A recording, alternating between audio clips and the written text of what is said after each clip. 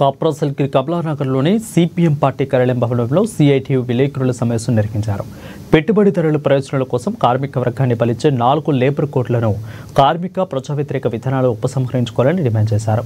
కేంద్ర ప్రభుత్వం 29 కార్మిక చట్టాలను రద్దు చేసి 4 లేబర్ కోడ్స్గా తీసుకురావడం తీవ్ర ప్రయత్నం చేస్తున్నారని అన్నారు. అయితే ఈ మేరకు జూలై 9న దేశవ్యాప్తంగా సమ్మె చేయాలని కార్మిక సంఘాలు, స్థానిక కార్మిక సంఘాలు, ఇక ఉద్యోగ ఫెడరేషన్లు పిలుపునిచ్చాయి.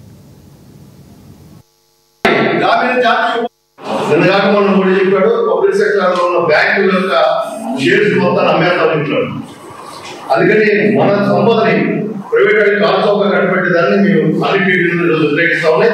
ప్రభుత్వానికి సంస్థను కాపాడాలి, దేశ ఆర్థిక సార్వభౌమత్వాన్ని కాపాడడం కోసం, ఆర్థిక సౌలభ్యం కాపాడడం కోసం పబ్లిక్ సెక్టర్ ఉండాలని చెప్పి ఆ ప్రైవేటీకరణ వ్యతిరేకంగా ఈరోజు రేపు సభ చేయబోతాం.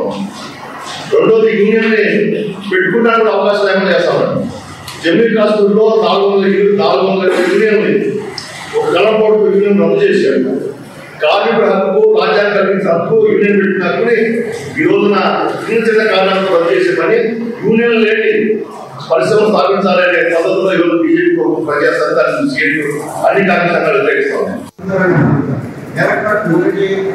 ఓటింగ్ మెషిన్ ఇప్పటికీ కూడా మన భారతదేశంలో గతంలో ఉన్నటువంటి పేపర్ ఓటింగ్ నుంచి ఈ రోజున ఓటింగ్ మెషిన్ వల్ల ఎంతో సమయం కలిసి వస్తుంది.